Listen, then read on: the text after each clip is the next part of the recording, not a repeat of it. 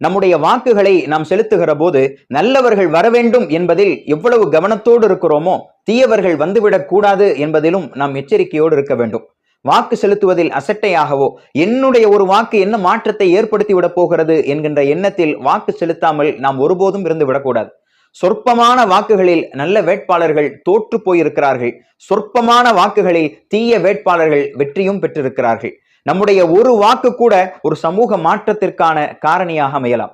தேர்தல் எவ்வளவு முக்கியமானது, வாக்கு செலுத்துவதனுடைய அவசியத்தை குறித்த தொடர் விழிப்புணர்வுகளும் விளம்பரங்களும் செய்யப்படுகின்ற நேரத்திலும் கூட தமிழகத்தில் சராசரியாக பதிவு செய்யப்படுகிற வாக்குகளின் எண்ணிக்கை வெறும் 70% தான்.